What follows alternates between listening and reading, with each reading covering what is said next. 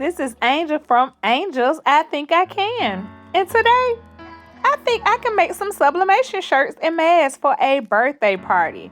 So if y'all would like to see how I did it, stay tuned. Come along and enjoy the show. Subscribe to my channel. Let's go.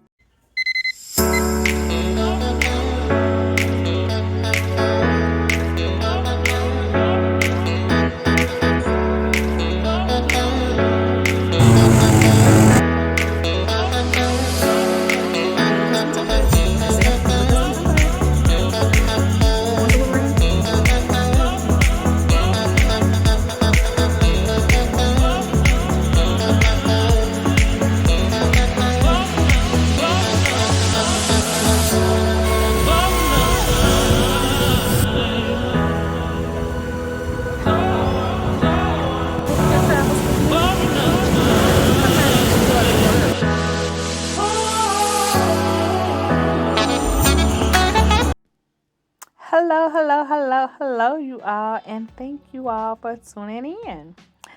On today's episode, I am making some sublimation shirts and masks for a little girl's birthday party. She is turning 10. So right here, I have just created a little design. It was kind of like a little poppet thing. That's something that's popular that's out right now. So I'm doing a little poppet thing, and I did design some of the letters with the little poppets on there. And I think that'll just make it pop. So right here, I'm just taking the word girl because I think I've already done one. So what you do is you go over to the side and you'll click the A button. That's for your alphabet. And I just type out what I actually want to put on here. So right here, I'm typing out sister because this is for one of the sisters. And I just stretch it out right here. I always like to go up and hurry up and take my outline off my design. And once I take my outline, I usually just go and fill it in with black and then whatever color comes from there. But that's what I'm doing when I'm designing it. Then I go over here to alphabet on the other side, and that's where you pick your font at. So I just go along till I find a font that I actually like. And I like to try to get something bold because it kind of shows up better when you're actually putting another design over it. So I go in and grab my font, stretch it out, and then I will go back over here to the side and get it. I think I was just trying to figure out which font would look best with this design. So once I finally settle on what design I like right here, I just go over there to grab my design. But most of the time I like to duplicate it just in case I get over here and I forget what I'm doing. I leave a lot of stuff over there to the side that y'all can see. So I just stretch it out across my words. And then I go up here to the top of the screen. That's where you'll come down and you'll modify. So you want to go up here and you want to modify, and then you want to crop your design. And that way, it'll cut your letters out into whatever design you pasted over it.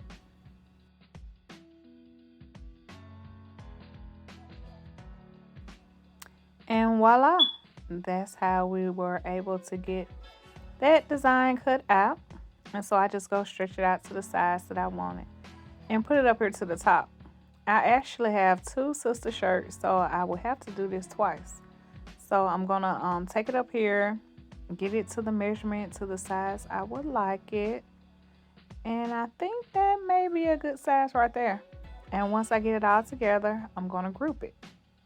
When you group things together, it's make sure it doesn't move and everything stays into one form, and then you can size it the way you want to. So when you're doing sublimation, you have to reverse your design so you can print it out and then it'll flip on the shirt. So I duplicated it and did two designs because, as I said before, I am doing two sister shirts. So I go up here and I hit print, or you hit file, drop it down to print, and then I'm going to hit print again. Right here, you just go up and check your preferences. I am using 13 by 19 sublimation paper. And I like to print mine on premium presentation. That way it goes slow. I know some people said that you waste up a lot of ink, but to me, it makes it pop better than when it's coming out on fast speed. So I like it to lay the ink down for me. So then you just hit print again, and then you just wait for it to print out. Okay, so this is the one that I had with mom and I think dad on there, and it's printing out. And then now I'm gonna go back up there and I'm gonna do the sister. And I'm gonna do the same thing that I did before. I'm gonna go up to file, come down to print, and then I'm gonna hit print again, and I'm gonna print this copy out. So guys, it's very simple and easy. Just make sure you pay attention to the steps that you're doing because you don't want to mess up and lose ink and paper. This also was Nana, and I think another one was Muffin. So I'm printing those out as well. And then this is the one with the sister that's printing out. And as you can see, it kind of looks like it's dull when it first prints out, but that's just sublimation. Once you press it on the shirt and the ink is activated by the heat, it's gonna look totally different.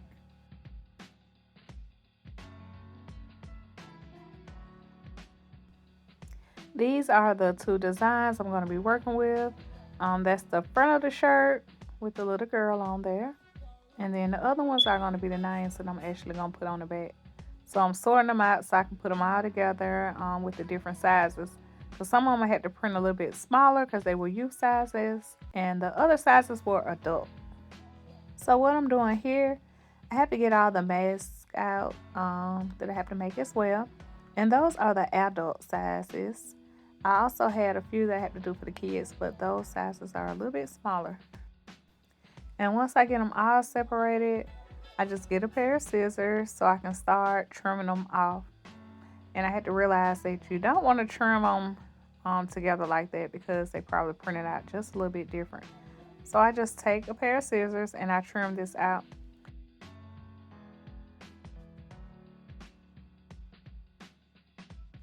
Usually when I'm cutting the different size sheets off, I try to make sure that I keep them together so I know what sizes go on what shirts and what masks. So right here, I like to tear my paper around instead of having like the sharp edges with the scissors. You'll see I go back on the other piece of paper and do that as well. For some reason, when you have white or any other color, sometimes it'll leave like a little imprint on there. So I just like to tear the little ragged edges on there and it goes on there just perfect. And make sure when you tear the pages, try not to rip into the design because you will have to reprint that all over again. So just try to be careful with it.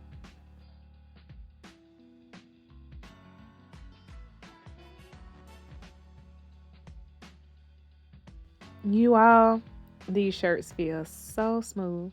But what you have to do is first take it over here to your heat press.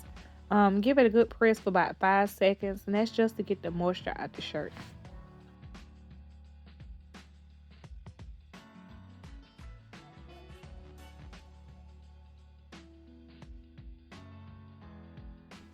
Once I do that, I head over to get some butcher paper, blowout paper, whichever one that you prefer to call it. And I just cut it up in sections because I get a really big roll from Sam's is where I get it from. And so it lasts a long time. So I just cut it up in little sections. Right here, I grab a piece and I have to stuff it inside the shirt. I know a lot of people said that their sublimation paper doesn't need any blowout paper. Guess what? Send me one that doesn't need it. Everyone that I have tried, it still kind of goes through. So if anyone wants to recommend another sublimation paper to me, send it my way and I will sample it and try it out. So right here, I'm just grabbing my measurements. We have different sizes for toddlers, for infants, we have youth, we also have adults. And right here I am starting off doing the youth shirts for the kids. So you want to line the t-shirt measure up with the collar, and then that's where you start from right there and you put your design down. So what I do is just grab me a few pieces of heat tape and I tape all four corners down. You can also use a spray adhesive. I like using that, but I mainly use that when I'm doing blankets or stoves, something I really don't want to move. This works for just doing a basic t-shirt. So I take it over to my heat press and put it on. You also want to get another piece of butcher paper, blowout paper, and you want to put it on top. That way it protects your plainness up there on the top so ink won't get on it. Because if ink gets on it, guess what it's going to do, you guys? It'll get on another shirt. So I press the shirt at 400 degrees for 60 seconds. And then you just remove the butcher paper and you try to pull it off in one quick peel so it doesn't do any ghosting. Ghosting is where it shifts and moves on the shirt and then you will mess up the design and you have to do a whole nother shirt. So right here I'm just taking the paper out the middle. I don't know why, because I still need the paper to do the back of the shirt. So I probably had to turn around and go back and put it back up in there. So here's the first shirt that I finished with. Can y'all see those colors? They are popping just like the poppets. But she had pastel colors. Poppets come in different kinds of designs, but it really did come out nice. Okay, so we're going to do this again.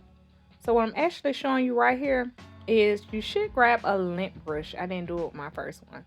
But you should always lint roll your shirts. That way, if it's any little fibers or any little strings that's on the shirt, it will not mess up your t-shirt design. Because again, you will have to do the whole shirt again. So I'm stuffing again with butcher paper, blowout paper. And then I'm just gonna put my design on the back first. And here I go. Maybe it's taking me so much time. I'm trying to learn how to work and not just try to look at the camera and just work on my own, because I find myself keep checking the camera out to make sure I'm in the camera and I'm doing this correctly. So I just get my design again and I kind of eyeball it because I know where it needs to go, but you want to double check it. And so I just lay it down right here on the shirt. I get me a few more pieces of heat transfer tape and tape down all four sides because I want to make sure it doesn't come up and it doesn't move. And again, you all, if you want to use adhesive spray, that works as well. So I just fold it up, take it back over here to the heat press. And you guys, I can't wait till my shisha is wired so I won't have to do all this moving. And then I lay it back down. Since I'm going to be doing the back, I'm going to put my butcher paper down there first. And then that way, once I press the back side of the shirt, all I have to do is flip it over and then put the design on the front side of my shirt. And that way, on the back side, that will protect the ink from coming out the back side of the shirt and on my heat press pad as well. And I'm pressing it again for 400 degrees and 60 seconds.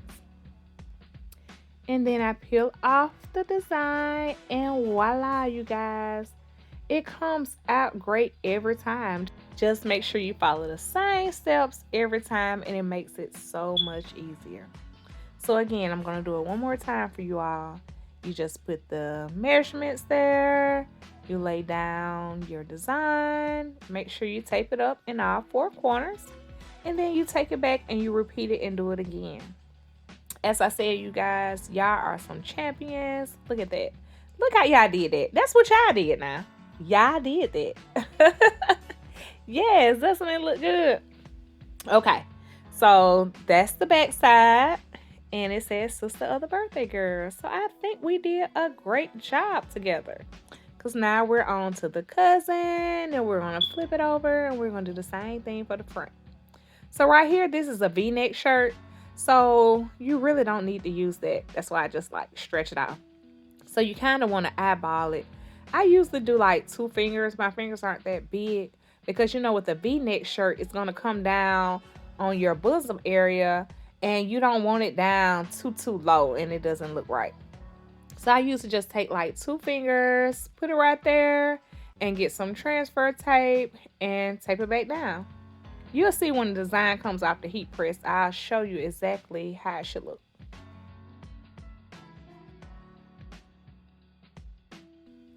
So here it comes off the heat press, and as you can see it's not down too low by it being a v-neck shirt because it's already cut down low.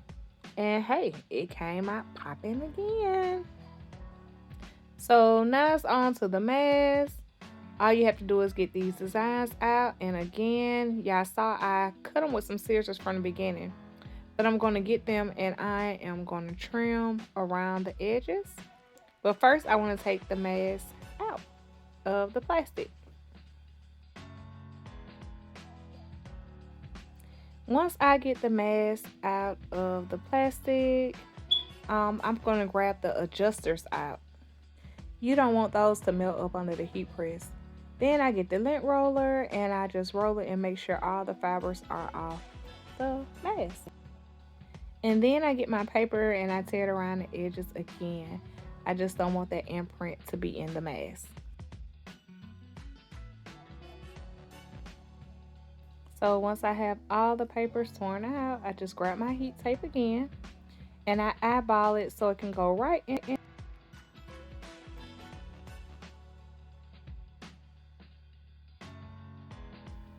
And as you can see right here is what I was talking about. It'll be the little small piece of fibers. They will get on there and they will ruin your design, you guys. So I just grab the mask and I take them over there to the heat press. I put my butcher paper out first and then I line them up. And I cover it with another piece of butcher paper. I'm going to set it the same settings that I had it at before. And that's going to be 60 seconds at 400 degrees. Most of your sublimation goes on that anyway. So 60 seconds is up. I'm going to lift it up, take the butcher paper off just as I did before, and then I'm going to take it off the mask. Y'all be careful. This thing is 400 degrees, so it is hot. I was just doing this for the camera. I really need a place to set my camera up. So like I said before, I am excited about getting my she shed wired. That way I have enough space to work and I'll be able to record more videos like this for you all to watch. Okay, so drop in the comments if you would like to see a short video of my she shed and what it looks like now and the progress with me putting it together. But as you can see, you guys, these masks are popping. Yes, they are. Ariana's birthday is popping, and that's exactly what these masks are doing. So right here, I'm just going to get the mask and I have to put the adjusters back on. So this is the little adjuster where you can adjust the size on your ear. And so I just take a little device, whatever you want to call it. But it's something that I got, I think, from the Dollar Tree. They come over there with the Cricut. Well, not Cricut, but you know, the off-brand supplies.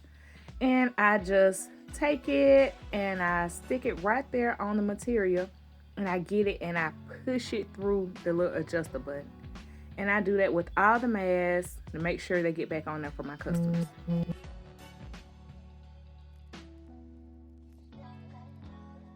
And now it's time to pack the masks up and slide them in with the t-shirts in order for them to be shipped out.